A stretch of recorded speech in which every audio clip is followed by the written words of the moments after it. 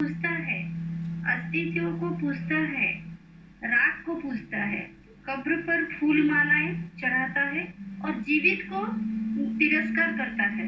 मनुष्य बहुत अद्भुत है। सच में अद्भुत ये है। ऐसा क्यों कहा है ओशो ने? माँ ज्योति जी हैं गुजरात से, उनका प्रश्न है। बिल्कुल सही बात है। मुर्दों को पूजना बहुत आसान है, बहुत आसान। उसमें एक सुविधा होती है, मन को मिटना नहीं पड़ता है,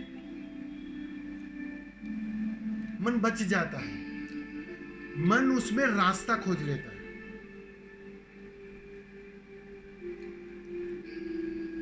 लेकिन जहां कहीं भी फूल खिला है, कोई जीवित है, उसके पास कुछ घड़ी रहना भी कठिन है,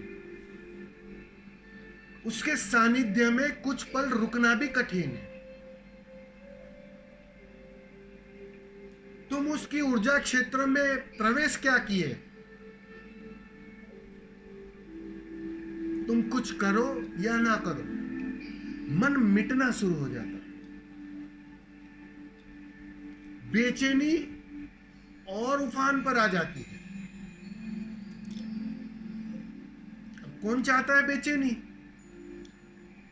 ये पिछला प्रश्न नहीं सुना? सबको शांति चाहिए भाई, किसी को बेचैनी नहीं चाहिए,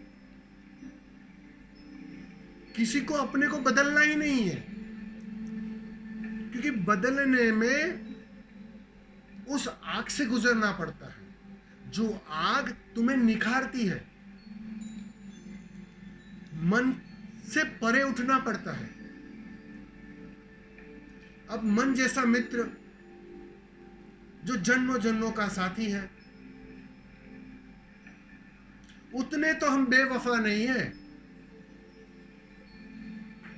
कि उस मन को धोखा दे, उसे ही मार डाले, जिन्होंने जन्मों जन्मों से साथ दिया। कैसे मारे उसे, कैसे मिटने दे उसे? तुम चाहते भी हो और दूसरे हाथों से उसे पकड़ना भी चाह रहे हो, इसलिए तुम रास्ता खोजते हो। रास्ता एक ही है, किसी मुर्दे को पूजो, सदगुरु चला जाए फिर उसकी पूजा करो, उसके गुणगान गाओ, उसके कार्यों में संलग्न हो जाओ। बहुत सुंदर सुविधा है। मन का कर्ता होना बचा रहेगा, तुम कर्ता बने रहोगे, मिटेगा नहीं मन। तेरी भी चुप, मेरी भी चुप। बहुत सुंदर सुविधा है,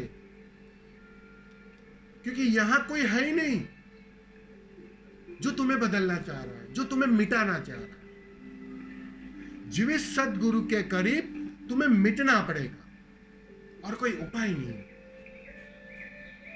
उसकी करुणा हर पल तुम्हें मिटाने में संलग्न रहती है। वो चाहता है कि तुम बिल्कुल उसके जैसे हो जाओ, तो सारी ऊर्जा बिल्कुल एक ही तरफ बह रही है कि कहीं कमी ना रह जाए, किसी अनुभव से तुम वंचित ना रह जाओ, किसी आग से गुजरने में मन कहीं धोखा ना दे दे। वो तुम्हें भागने नहीं देता,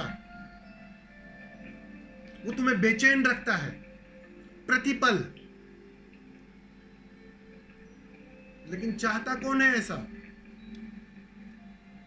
मिटना चाहता कौन है? मन के तल पर खोना चाहता कौन है? इसलिए समाज ने बहुत सुंदर व्यवस्था कर दी है। ये जो सारी परंपराएं है ना, बस वो उसी की व्यवस्था है। जीवित सदगुरु होता है तो उससे तुम बचते हो, भागते हो, कि कहीं सच में मन मिट ही ना जाए, क्योंकि मन को वादा किया है जन्मों जन्मों का जो साथी है।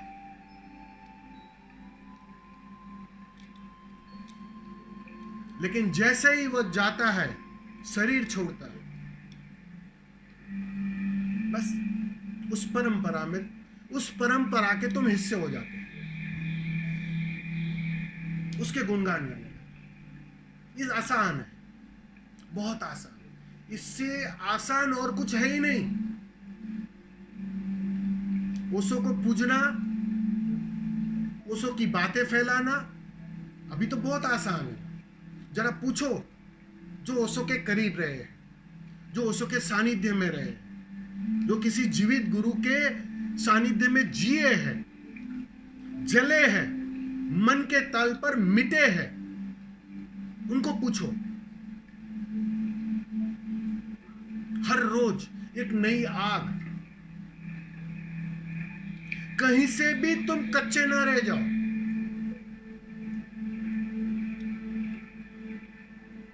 वो सारी सुविधा किसी जीवित गुरु के सानिध्य में होती है,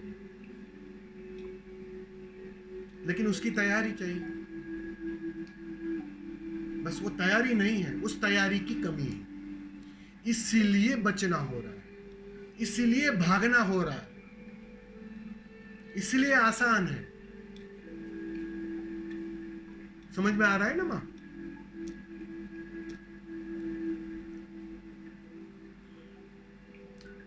बहुत आसान है। फिर अफसोस करते हैं लोग, अरे ओशो आए थे मेरे गांव में, मेरे घर के करीब आए थे,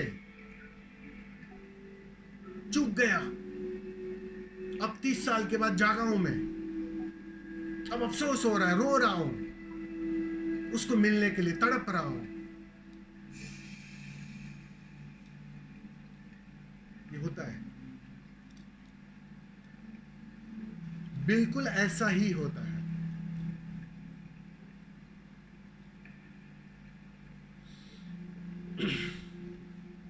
धन्यवाद।